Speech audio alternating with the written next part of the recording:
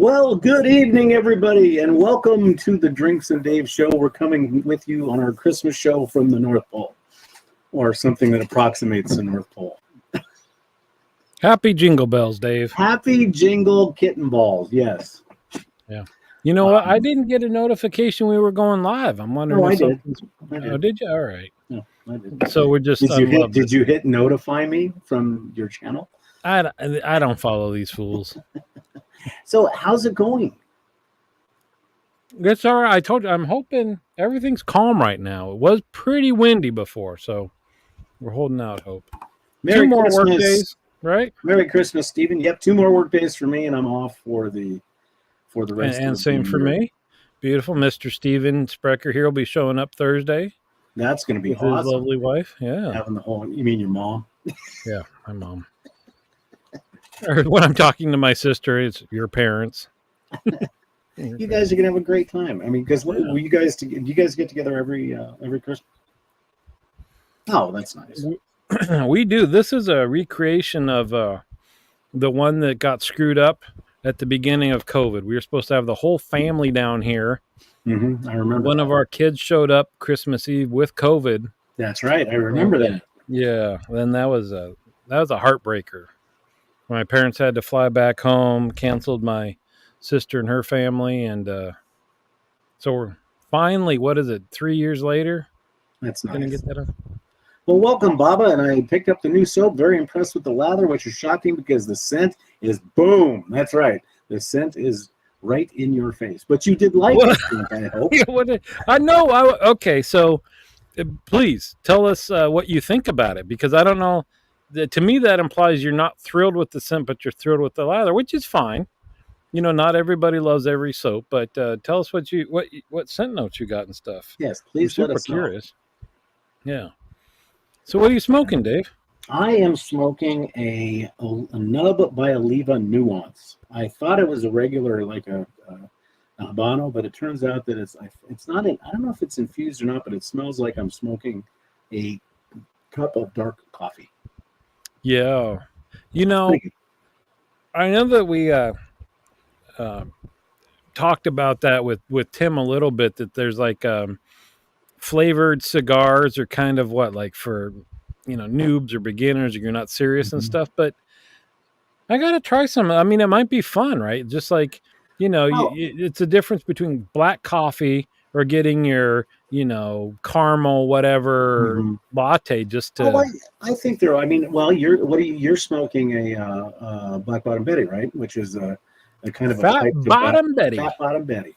And I actually picked up a Java Mint today from. Interesting. Yeah. And luckily I brought a second cigar, because this one's almost done already, because I am love. So this is one of those, again, we talked to Tim about this, that some cigars are made with kind of pipe tobacco. Mm-hmm. And this is one of those. And like the Stillwell Star. The Stillwell Star Y23. I've got a couple of those coming that I'm going to smoke on Christmas Eve and Christmas, I think.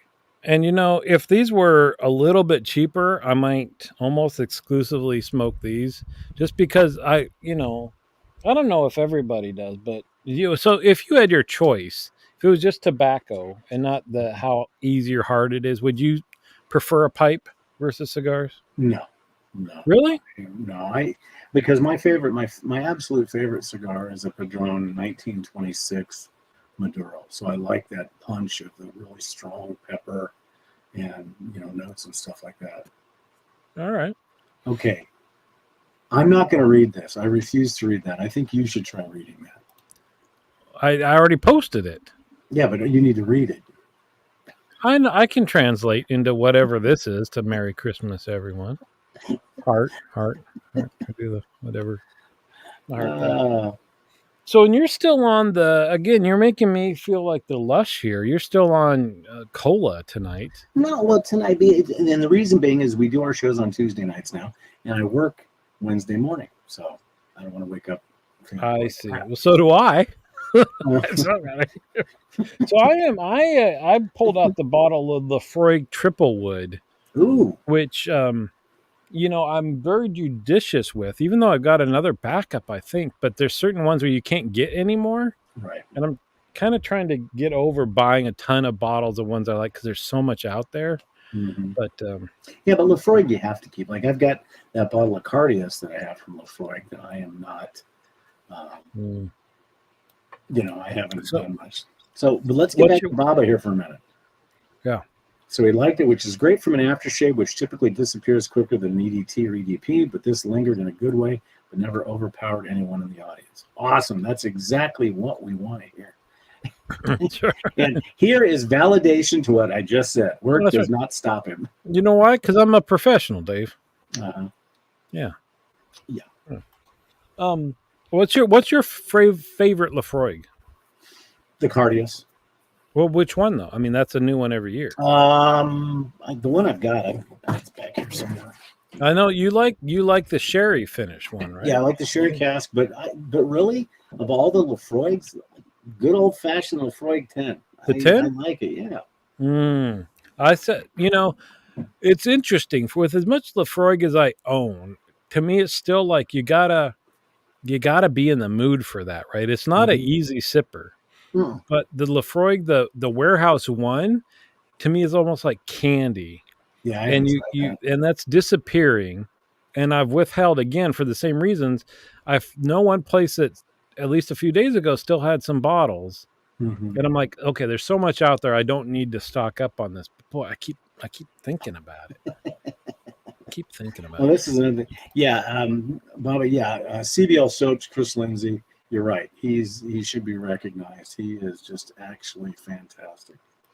And see, Mhm. this is why we have such loving wives, and I think this is said in all sincerity.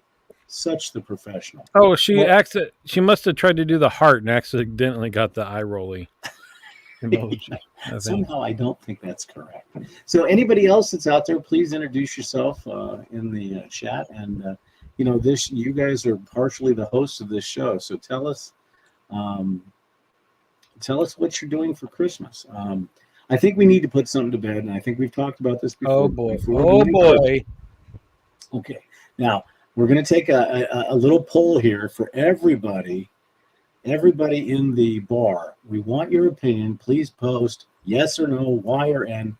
Is Die Hard a Christmas movie? My vote is yes. Dave, your vote?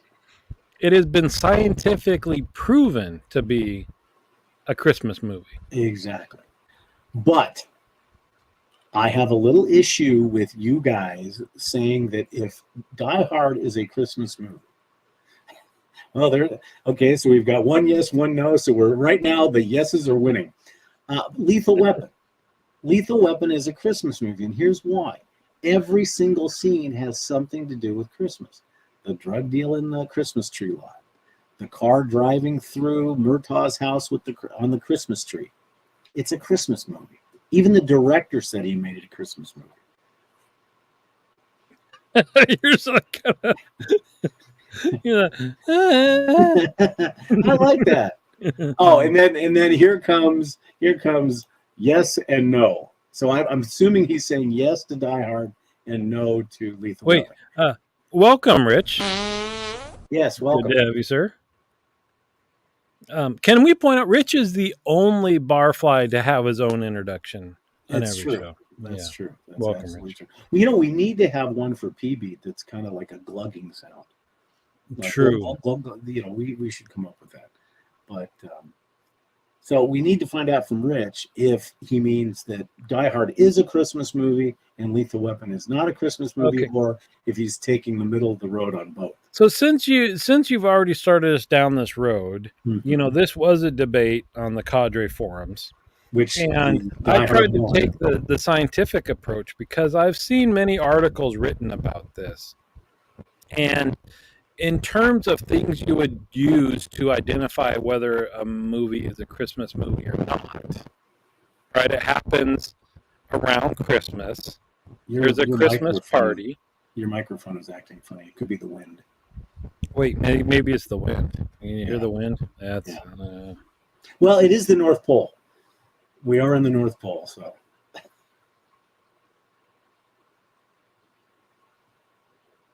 Are you still there? Now we can't hear you. So what Dave was going to say is scientifically, he has read. Scientific. There we go. There we go. It has more Christmas songs than 99 point something % of movies that have been produced. Right? Okay. Christmas, the Christmas party brings everybody together. Mm-hmm. So it's kind of like, but that's been brought up, right? That just because it's a Christmas party, it could have been any party. It could have been Labor Day, whatever. So a lot of people say that Home Alone is a Christmas movie, It is. right? But that could have been set at any time. The family could have gone to like the Bahamas in the summertime, and you could have had the same damn movie. It didn't have to be at Christmas, right? Well, you could do. So that's where you get into like, and so I think the best comment in this argument against was somebody who said, well, it's an action movie. And it's like, well, you can't have a Christmas action movie. That's the whole thing. Thanks for coming by, Bob, and appreciate you talking about the soap, the Drinks and Dave soap. We certainly appreciate it, and we will pass that along to Chris Lindsay as well. Beautiful. Dalmore, P-Beat in the house with Dalmore. You're a Dalmore guy. Mm-hmm. Yep. Barbara Dave is big into the cigar malt. Oh, we have our first, and I'm going to let you answer this one. How can you compare Home Alone to Die Hard? I was just comparing in terms of what makes it a Christmas movie or not. And somebody else in our debate had made the argument that Die Hard could happen any time of the year. It didn't have to happen at Christmas. That a lot of quote Christmas movies that aren't like don't have Santa Claus and reindeer and all that stuff that aren't related to that could happen any time of the year, like Home Alone. That could happen in the summertime, and you could have this battle between home invaders and this kid in the middle of summer, and it would be the same damn movie. Right? That's all. Okay. But with that thinking, then technically Lethal Weapon is a Christmas movie. The opening scene is Jingle Barrel Rock. Then there's other Christmas songs throughout that show. And in fact, when Gary Busey comes and drives the squad car into Murtaugh's house and he shoots it up, he says, "Merry Christmas." That makes it a Christmas movie. Right. Well, and that's these comments, and that's what I'm saying is that they're both Christmas movies because they happen around, and so the Christmas triggered the family leaving and all this stuff. So it was a Christmas party that triggered, the main character in Die Hard to come and visit his wife, and there was a party and all that, right? So same. So I think we can agree that Home Alone, Die Hard, and Lethal Weapon are in fact Christmas movies. Because you could also argue that Nightmare Before Christmas is both a Halloween and a Christmas movie. Right. So here's P-Beat with the obscure reference again that I think this guy should be on Jeopardy for all the shit he pulls out that we know nothing about. Angels with Filthy Souls. Is that? I assume that's a song then, right? I'm not sure if that was that show that was on the TV in the background during Home Alone. All right, he'll let us know. He'll prove how much smarter he is. Exactly. So we've settled the Christmas debate of the ages. Oh, it's a movie. Yeah, that's what I thought. It's the movie that Kevin's watching, and when the guy comes in, he starts laughing and he goes something about "you filthy animals." Am I correct in that? Is that Angels? Is that the one where he's shooting? He makes the bullet sounds and stuff. I'm starting to think that Pantea is the actual definitive expert on Home Alone. I'm starting to realize this. See, yes. So we funny because we've never watched it together. So what we need to do then is we need to get Rich has got the bowel sound. We need to have one when Pantea comes in that says, "Kevin!" That would. Yeah, Merry Christmas, you filthy animals. Yes. Okay. Oh boy, here, Dave. This is going to be the whole damn show now. What do you mean? Okay, wait a minute. No, Lethal Weapon is set the week of Christmas. not just Christmas Eve, because it takes a long time for that stuff to happen. All right. So I'm still sticking with the fact that I think Lethal Weapon's a Christmas movie because it starts out with Christmas music and ends with Christmas music. Either way. All right. So this was our Christmas show. We want to talk about traditions and things like that. And you've side railed this thing for 21 damn minutes already. I didn't side rail. But all right. So let's go from, we'll work through the holiday season through this show. All right. So we can start with pre-Christmas. Yes, and Harry Potter is a Christmas movie. Sorry, I had to go there. Am I here? Is this on? I'm sorry. I had to. I'm reaching out to our thing, and well, no, it's a wonderful life, but keep going. Okay, so we're talking about Christmas traditions, right? So pre-Christmas, when do the decorations go up? Are you you gotta wait till Thanksgiving and after is fine, or are you whenever you want to start enjoying things is okay?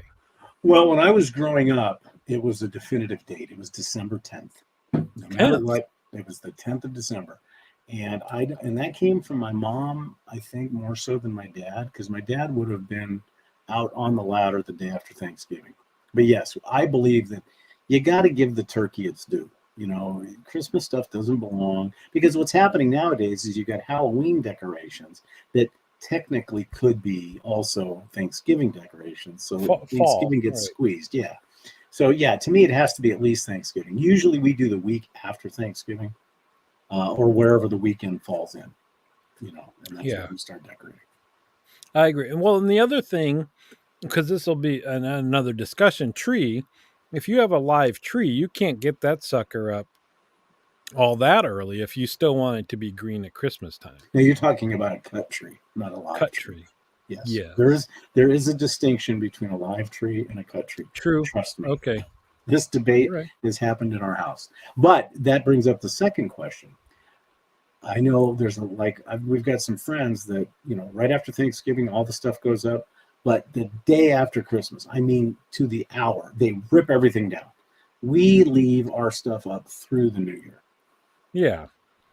All right, we'll get to that, Rich. You're already into Christmas Day here. So yeah, I agree. We're the same. I keep thinking I should start putting the stuff up prior to Thanksgiving, but not have it on. You know, like the house lights and all that stuff. That's a pain in the butt. But yeah, it's after Thanksgiving, and it's usually the weekend after Thanksgiving, or sometimes the day after, that we'll go and buy the cut Christmas tree. Right. Yeah, I'm not that's a discussion we've had a billion times. We are 100% artificial here. Now, who is on which side of that? I like the convenience of the artificial because it's a flocked tree, so it looks like snow. It's a nice tree. Pre-lit, so it's like three pieces, boom, plug it in, you're ready to rock. But the live noble fir with the smells is just beautiful. Now, my argument has been to a live tree, which means one that is planted in a pot, is that if you don't get it into the ground immediately afterwards, you are committing murder to that tree because it dries up like a stick. Yeah. All right. Well, what about Christmas? Are you a Christmas music fan or no? Yes. Does that wait till after Thanksgiving as well? Yes. Usually I don't put it like I turn it on at the shop. Usually the week of Christmas. Oh, not until then. Yeah, usually the week of right now during when we're putting up decorations and stuff like that. Do we have it playing on YouTube or Pandora? Yeah, we do. Yeah, interesting. So, so the counterpoint though, if you really love Christmas music or the decorations and all that stuff, you're limited to 1 month of the year, which I guess I would argue makes it more special. Like if you just had the stuff up all the time, then it's just background, right? And you look forward to it and all that stuff. But the folks that start listening to Christmas music a little early, the decorations I think should wait. I'm okay with the Christmas music a little, or if you want to start getting in the spirit, start looking forward to it. Well, the thing is, what we're thinking about doing is now that the Christmas decoration technology has gone through the roof, they make a a light system now that's very thin LED that stays on your house year round, and you can adjust it based on the holiday that you're dealing with. So if Yeah. it's Easter, you can do that, and it also syncs up to music. And so we've thought about that, because then if you're having a party, everybody says, "Wow, what a neat house!" and you click on the white lights, and you're good to go. Or and then if it's Christmas, Halloween, and stuff. And see, that's the part that I don't talking about a holiday. When I was growing up, nobody decorated for Halloween. Yeah. No. That just didn't happen. So that's kind of my take on it. If that. So let's look at some questions here real quick. Did you guys get oranges and nuts in your stocking? Yes. Yes, Yes. I did. Mm-hmm. Yeah. Well, so we're stockings. So all right, we're moving on. Stockings are a huge tradition in our family that I believe started with my dad's mom or grandma, and the family stockings all look exactly the same with your name on it. So Mhm, as mhm. new family members came along, you got one made, and to this day we have that design with everybody in the family having that stocking. Now, is it the traditional red stocking with the white on top, and then you have your name in cursive glitter, that type of stuff? Or Not cursive glitter, it's actually stitched on, and then there's it's felt, and there's felt designs, like there's a drum, and I'm trying to remember, there's like another stocking and other stuff that are sewn on the front, and they all have the same little kind of ornamentations and things. But yeah, we don't do that. So traditionally it was the orange in the foot, and then the mixed nuts filling up a lot of the rest. But mixed nuts in the shell are so freaking expensive now. That's true.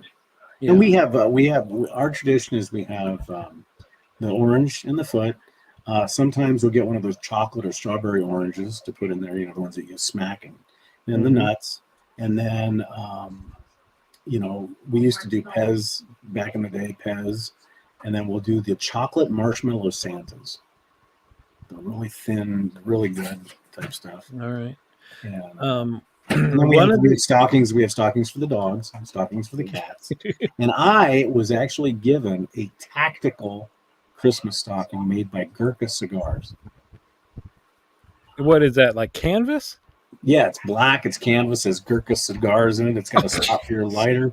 Chris gave that. Lindsay gave that to me. That's pretty cool. Yeah, that's pretty neat. That's pretty cool. So I've heard about this. So this is kind of like the pre-Christmas. I've heard that people don't decorate till Christmas Eve, which, if it's your tradition and you enjoy it. But what I was just saying about being able to enjoy kind of the whole holiday spirit for a whole month, to me, this seems like you're shortchanging everything, right? Like you go all of December without it, throw it up. Next day is Christmas, and then I'm sure it stays up for a while. But well, I think it goes back to Victorian era, where people would come over on Christmas Eve, and not only the family decorated, but everybody took part in it. That's back when people were stringing. Hello, Jaro. We're stringing popcorn, and I've always wanted to do that. We've just never done it. To actually string popcorn. And you could do it this weekend. Not going to happen. No. Not going to happen. Santa, so that's a new one. Santa brought the tree. I haven't heard that one before. So, yeah, I mean, I can see the benefit of the artificial tree, especially like, there's lots of places in the country where it's not nearly as easy to get trees. And obviously everything we buy is shipped down from Oregon, so it costs so much more than in Oregon. But I'm sure the farther away you get from these tree farms, the price has to keep getting cranked up. So well, and I know there's families in the Northwest and the back east. They go to a tree farm and they actually cut their own tree down. Or you can, like here, you can get a permit and go up to Mount Lemmon, which is up in the forest, and you can actually cut a tree down. Yeah, I think that would be kind of neat. For the longest, I don't remember. Well, my dad's here; he can tell us when we switched over from cutting our own tree, but we did that every year. Went to the tree farm and went out with the hacksaw and that's pretty cool. The tree, and yeah. So presents. Are they open Christmas Eve or Christmas Day? We open one Christmas Eve. Hmm. That's been a tradition in my family forever, and then Christmas Day. Yeah. Although in my on my mom's side, they would celebrate on January 6th, the beginning of Three Kings Day, and so really their Christmas starts on December 24th and lasts through like the 10th of January. So it's always fun. What do they do on Christmas Day then? Eat It's a and big eat meal. and eat. No, it's all day long. You get up, you start Okay. eating, yeah, through the whole day. And then a lot of people go to the beach. A lot of people will take a Christmas tree in Puerto Rico. They'll actually take a Christmas tree to the beach and decorate it. The whole family will decorate it, and then they'll get a pig and then bury the pig and have lechon, what they call lechon, which is a deep roasted pig, and it's a lot of fun. Interesting. And everybody's having a party. Everybody's having a party, and they've got this drink called coquito. It's made. It's a very sweet drink with coconut milk, rum, a little bit more rum, a little bit more rum, and a little bit more rum. All right. So P Beat again with he's calling me bougie, but I think P Beat has me beat in the whole bouginess. But yeah, San Francisco's got some pretty big Christmas displays for sure. In their hotels and stores and things like that, but probably like New York or any of the big cities. Oh, I'm sure. would have that. So let's Christmas Eve. You open one present. Mm-hmm. What other traditions do you have on Christmas Eve? Oh, It's a Wonderful Life. You watch that? Yeah, I mean, I can watch it obviously now you can watch it anytime streaming, but it has to be Christmas Eve to me. It's just the tradition, and then Christmas Day in the background, Christmas Story is playing in the background, but I'm not allowed to have the volume on. So I know there have been years we've opened one present, and that's been a contentious debate some years in our family about do we get to open one present or not. And I'll tell you, we've talked about this, about how I like to wait. I like the anticipation, because once you do it, it's over, right? Right. And so sometimes I'll say, well, you guys can open one. I want to save all mine for Christmas. And then they say, well, that's not fun if not everybody's doing it. But I'll tell you, the problem you get into, though, is if you say, okay, open one, as soon as that one is done, they got a taste. They got a little taste of the opening, and then you get the begging. Can't we just one more? Just one more. And so yeah, we never had that. I don't think we have a question. I don't think we have, audience. because this debate kind of got hammered out before we met. But I know there have been years in the past growing up that we opened one, and then it became a. Well, one of the main reasons why we were allowed to open one, I think, when I was a kid, is because my dad would say, you're allowed to open one, but Santa's going to bring the rest of them, because there was nothing under the tree except that one. And back when Santa, was coming at a more relative hour, and then we would go to midnight mass, being Catholic. So we would go to midnight mass, and then we'd come home, and then my dad's like, you better get to bed. He's going to be here. We need to get to bed. And then at 3:00 in the morning, I'm peeking out the door, and stuff like that. Yeah. So Rich gets 2 Christmases. They open Christmas Eve at his house and then go to the in-laws. That makes sense. The other huge tradition we have on Christmas Eve is the dinner. It's always snacky stuff. Yeah. Okay, so do you have traditional snacky things that you have every year? Well, this year Sharon made magic bars, and this is graham crackers, chocolate, coconut. Maybe Tig Lily can post it, but we haven't had those in a long time. But usually, fudge, sometimes chicken wings, sometimes taquitos. Just like I said, just snacky food. Green onion dip and potato chips. That has to be on Christmas Eve. But just because we'll be watching movies now. This year we're going to some friend's house, so that'll be a little bit different. Yeah. So we always have these things that are basically like breakfast sausages sliced up with dough around them and mustard inside. Oh, okay. So that's a tradition. Um, and then there's this lefse that it's a European. It's like a thin. Uh, I don't want to say pastry or bread, but it's almost like a tortilla, but not tortilla flavored. And so you put butter on that and sprinkle sugar on it and roll it up. And we always have had that, but it's getting harder and harder to find. So I think some years we haven't had that. And then there you go, the meatballs. Oh yeah, that's right.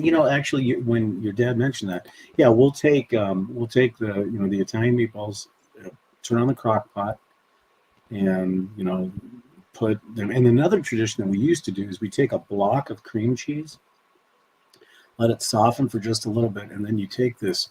There used to be this raspberry chipotle. It was actually a marinade, and you'd pour it over the top of the cream cheese, and then you'd get like Triscuits or some other hard cracker, and dip through the raspberry into the cream cheese. Oh, it was delicious. Oh, that sounds good. Yeah, it was really delicious. That sounds good. This one shrimp cocktail. I've heard of these. We've never done this. We use, again, growing up, it was always making the cutout cookies. And then the family gathers around the table to decorate those. And we've still done that off and on. It's just, with the family being spread out and fewer kids around, and so it's a major undertaking. So well, and a lot of times we'll on Christmas, not on Christmas Eve, but maybe the weekend before, we'll go to a friend's house and make tamales, homemade tamales. Because there you go. See, I've always heard of that as the Hispanic. Yeah, it takes an army. Yeah, this sounds awesome. I mean, carolers, like, again, growing up in a church family, I do remember going around as a group and knocking on doors and doing the caroling, but I can't. That sounds amazing. Or just like being in Europe at the small towns, right, that have the Christmas. Well, exactly, and that was something I was going to bring up. I mean, there's certain bucket list Christmases that I would love to do. One would be to spend Christmas in London.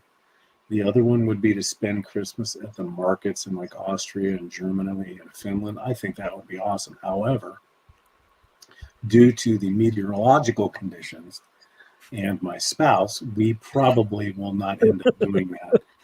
They include snow. Well, exactly, because in her mind, a white Christmas is a white sand beach and palm trees. So I've said maybe we can do the Kalikimaka and go to Hawaii for Christmas. But I've heard that Hawaiian Christmas, although beautiful, there's lots of people that are between 2 feet and 3.5 feet running all over the place. So I don't know if that's going to work for us. Here we go. So PB, we need to, I think we've suggested we need to go to his house to go to some of his restaurants and some of the food he cooks, and now we need to come over for Christmas. Now, eggnog. Are you an eggnog person or no? Prior, no, never. Never. To me, it's like drinking cinnamon flavored phlegm. I just now, wait a minute. What's the Mexican drink? Horchata. Do you like that? No. Oh, no. Now, my spouse loves eggnog. Yeah, and I guess it's good with rum. There's something about the consistency of it that just I can't do. Yeah, it made. I was a big eggnog person before, worrying about the carbs and stuff, and now it's off the table. But then when I learned about actually having real nutmeg and grating that on the top, is. Okay, well, that brings up, because you and I we're both type 2 diabetic. Will you put, without going too crazy, will you put a hold and say, you know what, it's the holiday. If I want to have a sip of eggnog, or if I want to have a piece of fudge, or if I want to have a cookie, or if I want to have something with carb, do you say, nope, I'm going to stick to the program? Or do you say, January 1st, I'll start over again? Well, I mostly stick to the program. I'll have the cookies and things like that, but I wouldn't do like, I wouldn't just down a glass of eggnog and have the fudge and a cookie and a this and that. No. I think I've ruined eggnog for Pente. Yeah. And I think what that was, and I guess I should say the background behind that story is I remember when I was a kid, my mom would say, "Oh, have this holiday milk."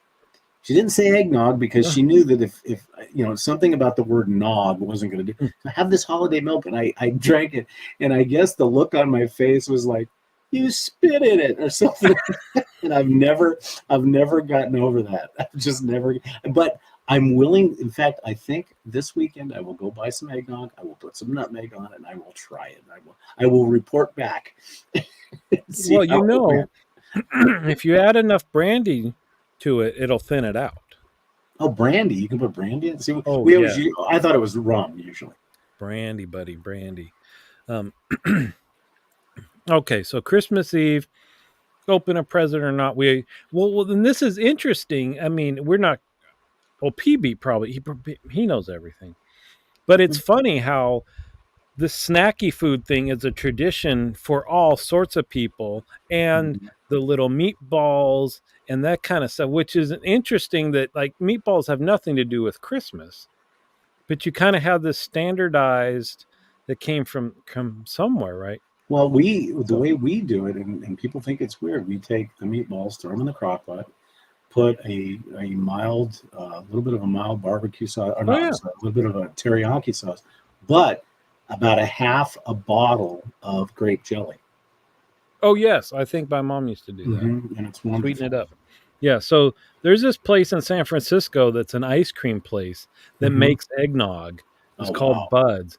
And so talk about thick, though, thick and sweet. And you would hate this stuff, but it's a Bay Area delicacy, I might say. Now, is there specific foods that you guys have during this? Well, and it could be during the snacky time that would be something that only your family or very few people would, when they say, "Oh, wow," like a homemade thing that only your family knows about and stuff like that. Well, we did talk about this on one show that my dad called it this poppy seed coffee cake. It's not coffee cake at all, really. It's you take a dough and you fill it with poppy seed filling and fold it over on itself. So you kind of get this long, flat loaf of kind of sweet bread with, and my dad and I love poppy seed filling. And so it might call for half a can, but over the years, my mom's experimented with how much she can cram in there and still have the dough cook. Right. And she rides that layer so that the poppy seed stuff, when you cut it, just falling out the sides of this thing. And I don't know, I have never seen anybody else have that. That's true. Okay, so that since we're talking about cake, here we go. Fruit cake, yay or nay? I'll say I don't think I've never had one that would be thought of as being good. I don't ever remember trying it, but we've got a cadre member who makes fruit cake, and he soaks the fruit in. Is it rum? It's rum. Yeah, I think rum for days, right? And then he makes this fruit cake, and then he sprays rum on it day after day. I've never had anything that would be like that, and that sounds like that might be good. Yes, and it's funny. P-Beat says Claxton Bakery fruitcake from Georgia. Well, our cadre members from the Louisiana area. The only fruitcake I've ever been exposed to is the one that you get at a store, where the cherries are green, the fruit, and no, I can't do it. Banana bread all day long, long. That is another Christmas. Oh, pecans would be good. Pecans are good in anything. That makes it. Yeah. Oh, this is a good idea. You know, make that into French. Cut that up and fry that. Never thought about that. Yeah. Never. Yeah. I don't know what it, but like zucchini bread, pumpkin bread. I love all that stuff. But the fruit. Yeah. Cake, well, but the problem, the ones you're talking about, the cakey part is really dry, right? Yeah. Oh, yeah. They're processed. Yeah. So the only way you could eat that is to microwave and slather it in butter and moisturize the thing or whatever. Exactly. Stolen isn't that the same? That's pretty dry too, I think. There's another one. It's another cake. It starts with a P. Can't remember the name of it. Well, We'll are you see what talking about those. the round one? Yes. I don't remember the name of it. Yeah, but I Yes. see it for sale Yeah. all over. But a And lot of then, that stuff is, if you're not doing it fresh, it's got to be kind of dry to last. right. Is the problem? We used to do the sugar cookies, but believe it or not, some of the sugar cookies that you can get at Walmart or some of those places, just the ones that are Christmas trees or wreaths, they do the trick. Yeah. Well, the whole part about that is just that, like I said, gathering the family around together and decorating the things, and then turning them into things they're not supposed to be based on the shape. And This is why I don't like fruitcake.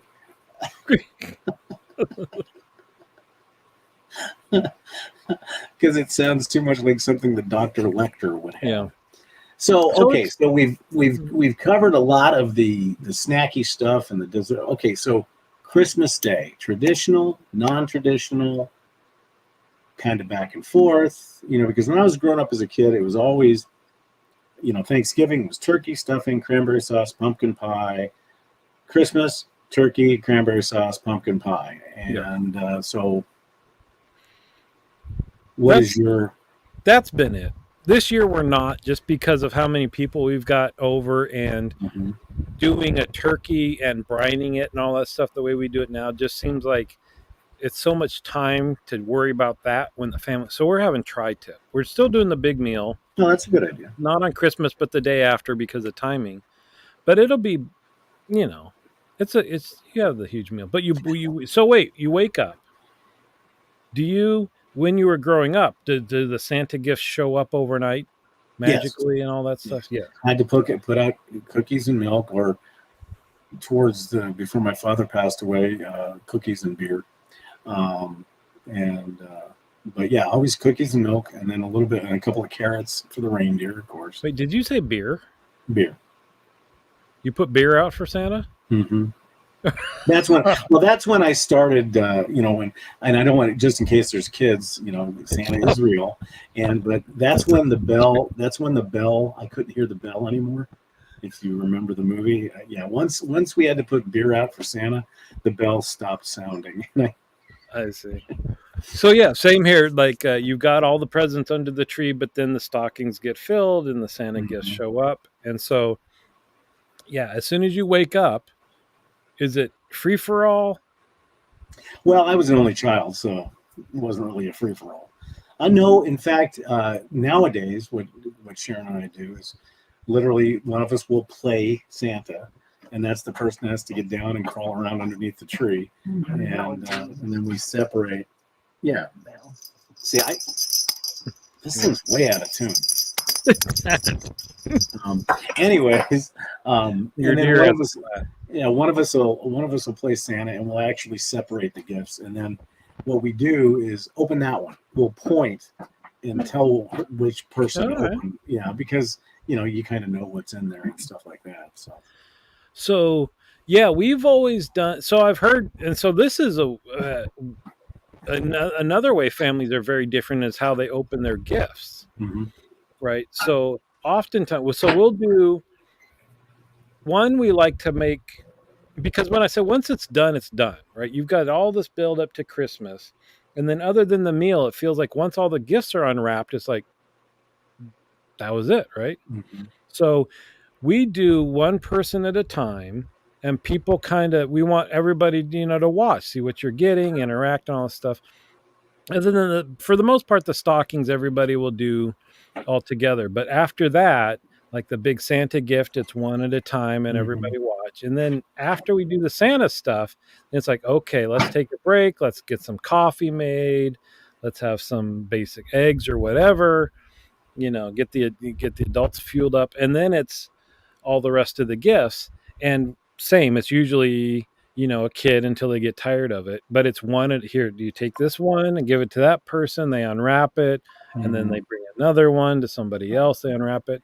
I've heard the families that like they split it up and everybody has their pile of gifts, and then they just all go crazy. Yeah, And I know. Well, we don't do that. And talking about other traditions, on Christmas Eve, and this comes back for Santa, I guess, is on Christmas Eve, because we've got all of our lights on a timer, so they usually go off about 11 o'clock, 10, 11 o'clock. and we turn the Christmas tree off before we go to bed. But on Christmas Eve, everything stays on through Christmas Day. That's just it's just always the habit we've gotten into. Can I tell you though, getting older as the kids get older,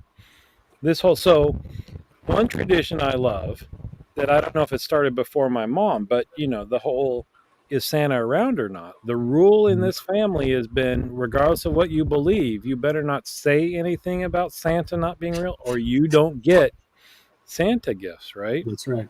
And so we, now the modern technology, and obviously having been in the Air Force, the NORAD Santa tracker goes on at 3:00 in the afternoon, and it's fun, and and the one thing that you kind of miss as you get older is that magic and that look in the eyes of in fact one year Santa asked me to stand in for him, and this was Sharon's brother's son. He was young, and I had the suit, and because Santa had lent it to me and for another situation. So his son Clint, and Clint's 40 something now, and we actually took rocks, threw them up on my brother-in-law's roof, and of course he was in there telling him, and then I walked in fully dressed, and the one thing I remember is just the look on the eyes, and that's the magic. That's awesome. That was and to me, people say, "Do you still believe in Santa?" Absolutely, 100%. It's just neat to do that. And but so I was going to say, I was just going to say, when we with food, we kind of do a non-traditional. Like this year, we're going to do Mexican food. We're going to do enchiladas, homemade tacos, stuff like that. So. All right. Well, you get a buy on that because you grew up with some of that stuff, right? Yeah. So the thing though with the presents and Santa and all that stuff is we still try to keep to that as much as possible. But as I get older and the kids get older, they don't go to bed as early, and I go to bed earlier. And I can tell you, waiting for them to decide to go to bed to put the stockings out and stuff like that, I'm just like, oh my. Can we get this over with? I don't want to go to bed. Well, PB brings up a really good point right here. Do you think the family gathering to watch old Christmas shows like Bing Crosby brought the family together? Yeah, in fact, my wife and I were just talking about this. Is we remember that there was certain days. I mean, the first thing that came out, and it came out earlier and earlier every year, was the Charlie Brown Christmas, and then after that it was the Grinch. And then after that, you had the Andy Williams Christmas special. Then you had the Bing Crosby Christmas special. Then you had the Dean Martin Christmas special. So the whole family, although we were a small family, me, my dad, and my mom, that was something that we watched together. And there was no implication that you had to do it, but it was just something during the Christmas season that, we sat around a big console, TV,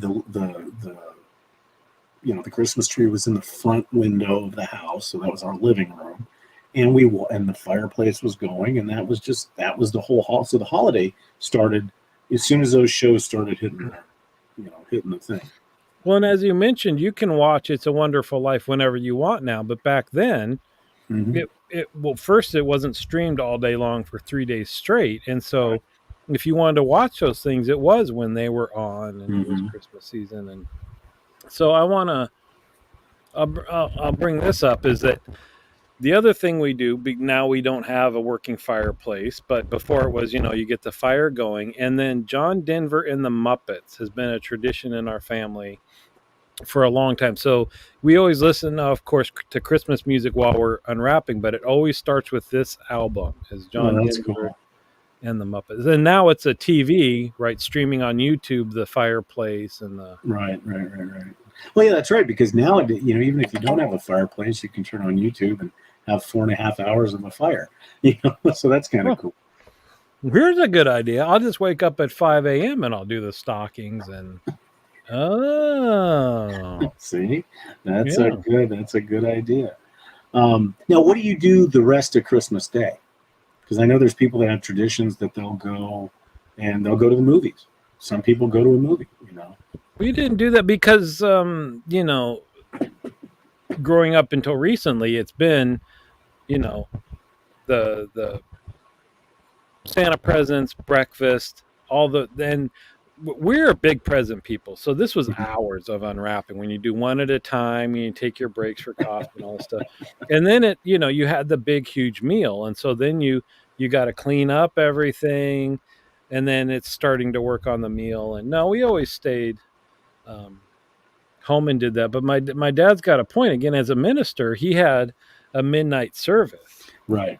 So when we were young, he would have to go do that and then come and put together all of our presents and stuff. And then I'm sure we were up at, so I know for a long time, now it's not that much of a problem, but it was like, at what time can we start opening presents? Can we agree that, okay, even if you're up at 5 a.m., we're not going to start till 7 a.m.? But yeah, that's a little bit easier now that everybody's older. It can be like 8 or 9, or usually whenever anybody gets out of bed. Now, were you a snooper when you were a kid? Hardcore. Me too. Hardcore. Yes. And this is it's in my genetics, I think, from my mom, because I know she was too. I don't do it anymore, again, because I like the anticipation. Right. I want to know. But when wrapping paper used to be a lot better than it is now, right? So you could open the flap and not rip the paper and peek in there and see, and then close it up, and nobody knew. Right. Well, I got to the point where I was so stealthy that I would carry a piece of Scotch tape with me, the roll. I would have a knife, and I would cut along the tape line and then retape it. But I got so good at it that my dad set me up. I think I told you this story. Yeah, tell him. My dad set me up and put a fake present in a closet in their master bedroom.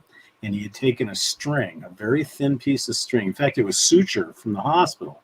Had taken it and strung it along the thing. Well, and he set me up because he knew I'd see that. And then I found a piece of tape that he had put on the door. And I'm like, come on, Dad, come on. And then when I opened it up, there was the present. And I opened it up, and it was an empty box. And my dad was standing behind me saying, Santa's not bringing you nothing.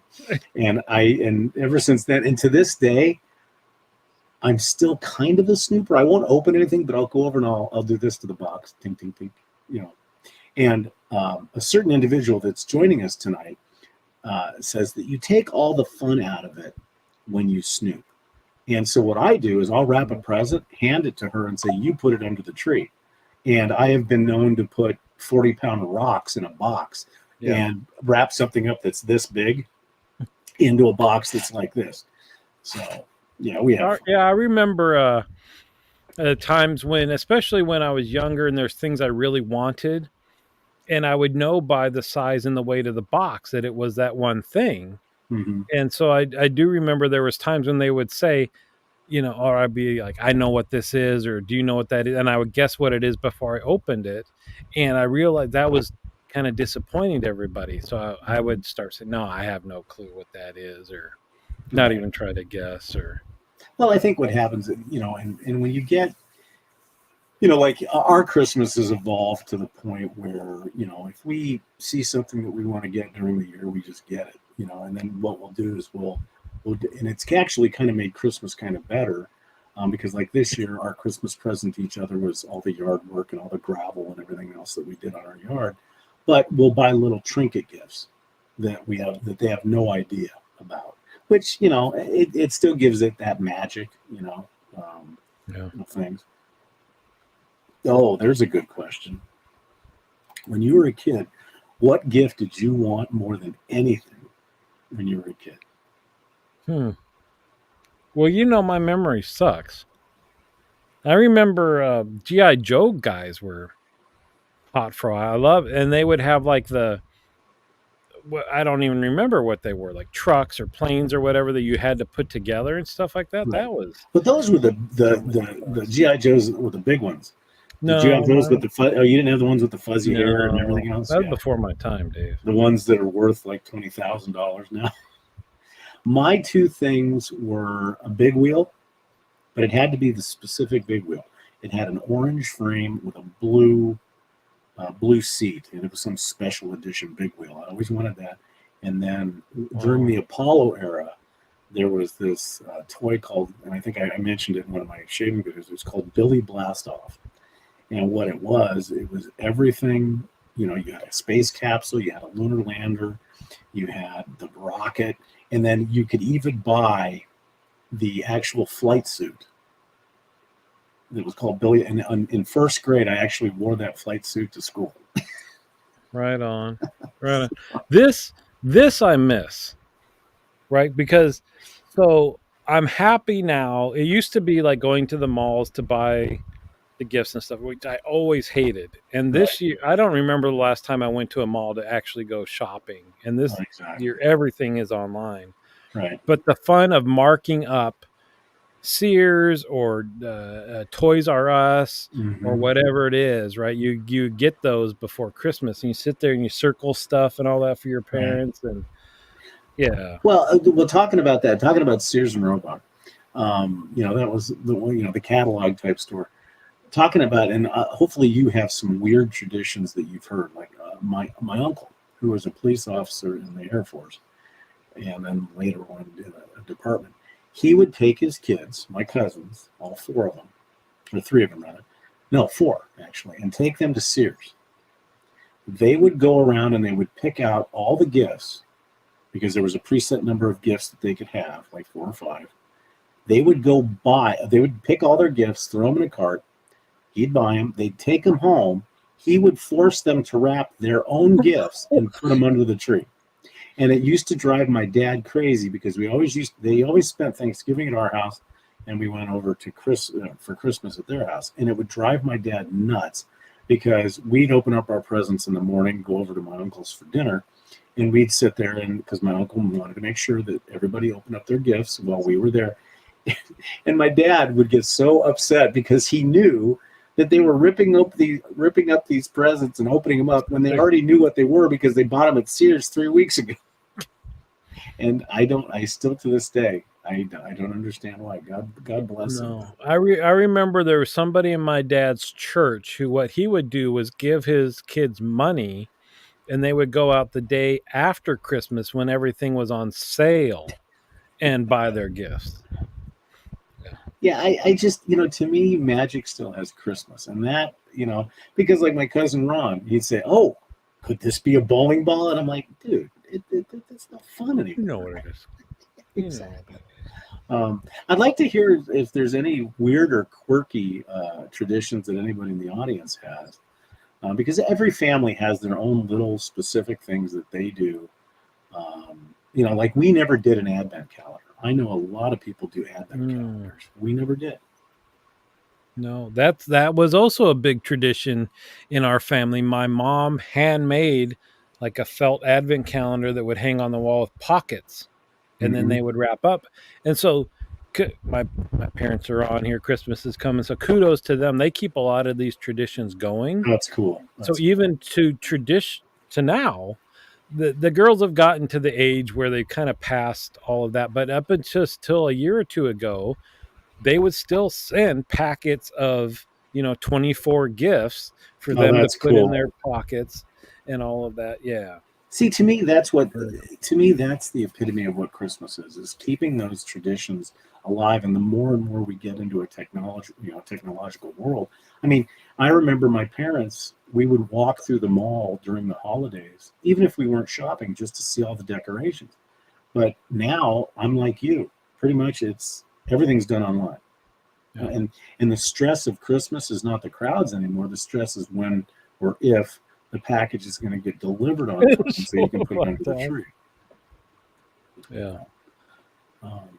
It's just, and then, New Year's, since we're moving through the holiday, New Year's, we traditionally always would have a ham, scalloped potatoes, and stuff like that. But nowadays, we always used to stay up till midnight and have some cold duck, of all things, not champagne, but cold duck. which is just horrible. And then everybody, we're in bed by like 9 now. Yeah, we were just talking about that, right? That like because you've done a New Year's Eve show for the Cadre, right? A few And times, yeah, to see who could stay up. but we don't, right? So yeah, we're like, okay, let's watch New Year's in New York, and We're that, done. that's good enough. Yeah, see Oh, what TV's asking. Yeah, who went down to the Christmas windows? We really didn't have that here because Tucson is so spread out. We didn't have those Christmas stores, but that would be kind of neat, I think, to see them decorate the stores like that. yeah. Well, I think we've talked about that. You mentioned some of your bucket list stuff, like going to London and Europe and stuff like that. And we're the same way, especially like London decorated all up, the lights and the big stores and all that stuff. But it's one thing to go there during the holiday season to see it, and then it's a totally different vibe to be away from home for Christmas. Right. And Well, we've thought about actually taking a cruise over Christmas, and we've talked to some people who say it's great, and then some people say, it's okay, but we miss being home. yeah.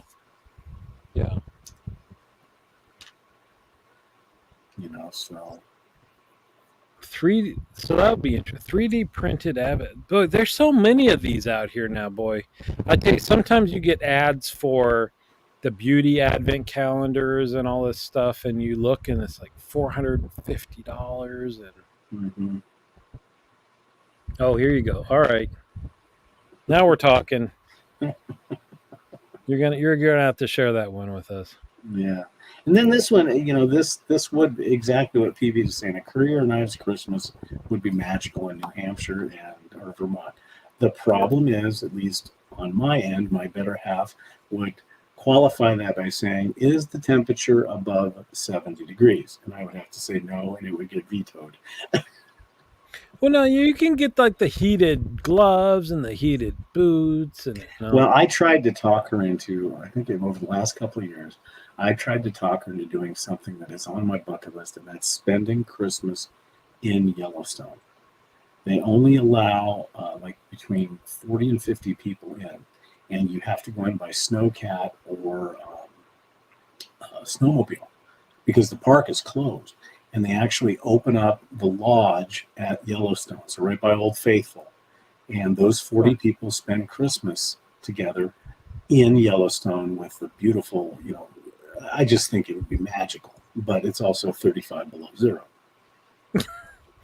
Yeah, I think you've got a better shot at talking her into London if you stay at some fancy hotel and right, you can walk the streets and you get a little chilly, so then you go into a nice warm pub and Exactly.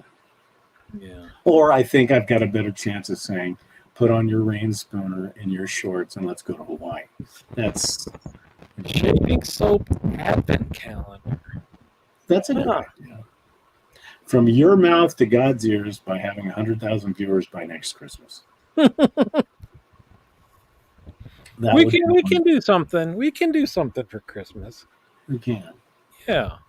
That's a good idea. So we can, and I'm not going to promise anything. We've talked about an awful lot of stuff. We just came out with our soap on the last episode, which we both love. And, and we mentioned that started, with an idea we had to go through several people. But one of the ideas we had is that it could be our first soap, and that we could have a Drinks and Dave's spring version or what have you. And so who knows? Yeah, we could possibly do it. We'll have to talk to Santa's workshop and see what he has to say. Yeah, in Southern California there where now see what's interesting. So let me tell you one thing that was weird for me is growing up in the Northwest, Christmas was always at least cold and wet. If not, every now and again, we would get a white Christmas, right? Well, and I also, I was born in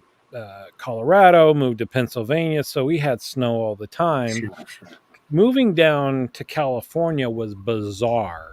When at Christmas, you could sometimes be in shorts, and it could be bright and sun. It didn't feel like Christmas at all. And here you are, where what is it going to be, like 75 degrees? No, And actually, it's the last 3 days have been in the 80s. Beautiful, beautiful weather. Starting tomorrow, it's going to get rainy, and then Friday we're supposed to get 2 inches of rain. And it's supposed to be like 60 for a high, and then on Christmas Day it's supposed to be clear, but it's supposed to be like 55 degrees and cool, which I'm totally okay with because I want it to be cold on Christmas. well, that's what I was going to ask, though. So for you, if it's a nice warm day, does it not, you're used to that, and so it doesn't seem like it's not Christmas? Or Yeah, I think for the most part we're used to it because our coldest months here, when we do get snow, if we get any, will be January and February. So wait, you yeah, don't get snow? You mean in the hills? No, we get snow. We get snow here. Because we're higher than Tucson. We're sitting at almost 3,500 feet, so we'll get 1 to 2 inches 3 or 4 times a year. But it's gone. And I mean, like last year, we actually had snow that lasted 2 days, which is odd. But no, normally we've had as much as 6 or 7 snows. And speaking of Christmas, the last white Christmas that we had in Tucson, I think, was 1987, where it was actually a white Christmas, and that people went nuts over that. They thought it was the greatest thing in the world. It's interesting because people that live where there's snow all the time, they're like, that's just what it is. And sometimes it could be just a major pain, I imagine, if you're trying to get out to midnight mass or whatever, and it's terrible weather and all that stuff. But they don't realize that for a lot of folks, this whole white Christmas and seeing what our background looks like and all that stuff is just something that you never see there. It's a rare thing. Yeah. Very, very rare. But, I mean, like I said, to me, just this background, just to me, it sets the mood for even though I look outside and, a Gila monster is walking across the desert floor, I mean, it is what it is. But I think Christmas spirit is just in your heart and it's in your head. And I think that this year, because it's been a very stress-less build-up, I'm probably more in the Christmas spirit this year than I was last year. So it's kind of neat. And post-Christmas, one of the things I miss is a real fireplace with real paper, wrapping paper, where I could, as a younger adult or child, spend the afternoon burning all the wrapping paper. That was one of the big. Yeah. I mean, well, it's so funny. A lot of people are saying, why do you need a fireplace in Arizona? But Arizona's got some extreme, like, we'll be 80 at night, but we'll go down into the 40s. And to me, having the Christmas tree and the fireplace, that's all part of being Christmas. Yeah. Young Pyro, you ain't wrong, Rich. You ain't wrong. I had that some of the stuff, that I told my parents after I moved out of the house had some involved fire that they didn't know about. That's for sure. I'll tell you, if I had remote control airplanes were actually gas powered, and I'll tell you, throwing that fuel in a fireplace made awfully pretty colors. But Boxing Day, I used to know it's a Canadian thing, right? It's the day after Christmas, and I thought wasn't the joke is that's when you box up your returns and things like that and take them back? I have no clue. I don't know. Somebody will look it up and post it in the.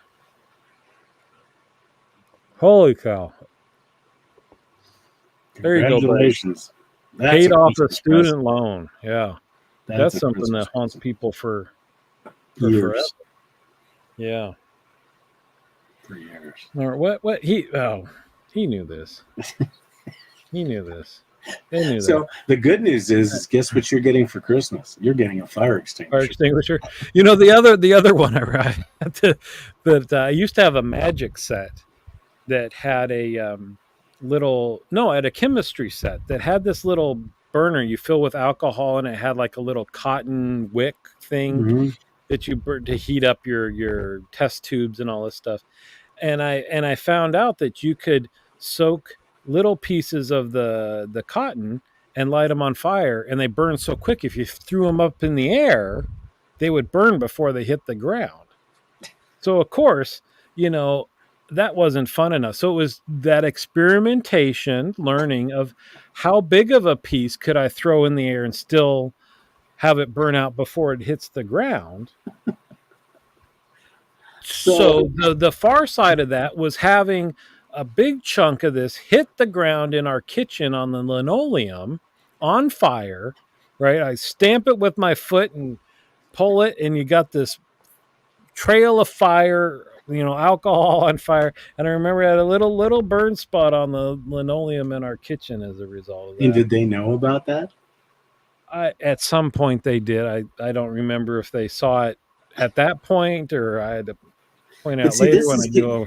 Well, see, this is giving me an idea for a Christmas present for next year. I'll get you one of those Harry Potter wands that you take the paper and you roll it up and put it in the wand and you press the button and it shoots a fireball. Oh, really? Oh, yeah. You got to look it up. Look it up, the Harry Potter wands, because I want one too. With real fun. That doesn't seem like something that they would sell anymore. Because, No, they do. So that was the thing, right? When we were kids, you would get the G.I. Joe stuff and it would actually shoot stuff out. Oh, yeah. And then I remember when it got to where it would shoot out, but it would be connected to the item or whatever. Right. And now they don't shoot out squat. No, toys aren't fun like they used to be. I mean, if you did not come back having to go to the emergency room after playing with your toy, it wasn't a toy. I mean, well, then that's why we grew up to be resilient, and that's a conversation for another show. I think that the lack of resiliency of this generation, because they didn't have to fight through their childhood to survive. I like this. This could be your memoir. Pyro Dave becomes a nurse. How I left behind my dangerous obsessions and. Well, come on. What? I almost said that male didn't enjoy fire. Oh, I set the desert on fire once. Yeah, good. Yeah, so that's a circle of life. Yeah, exactly. Yeah. But no, you need to get one of those. See, if you get one of those wands, then I'll have the excuse to be able to get one. Right. So. Dave made me jealous. I need one too. Exactly. Right. Because it's neat because it shoots a ball of fire. You can light candles with it. What? Mm-hmm. I'm gonna look that up. Yep. Just look Harry Potter wand that shoots magical fireballs.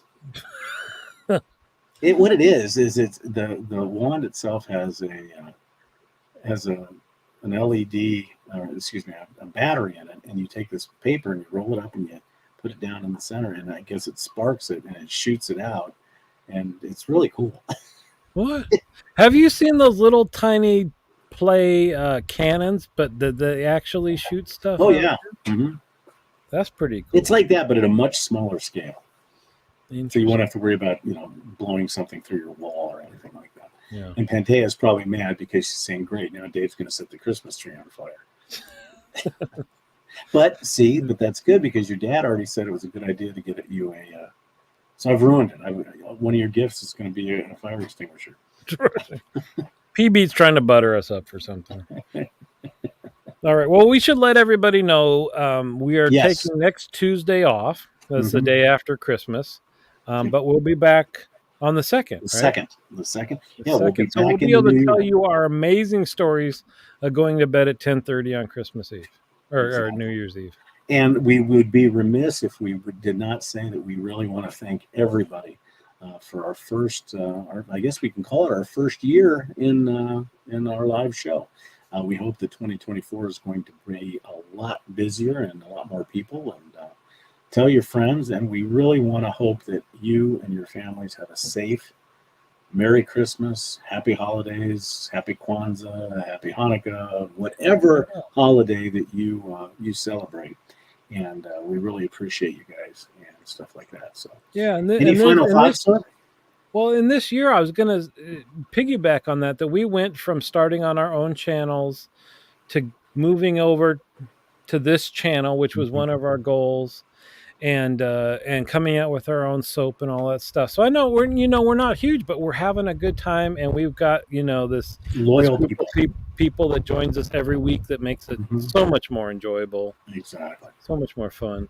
And apparently PB's going to get Tom Brady on our show next year. That would be that would be awesome. Because we'll talk to him about cigars and I mean, I don't know what else he would want to talk about. But, That's true.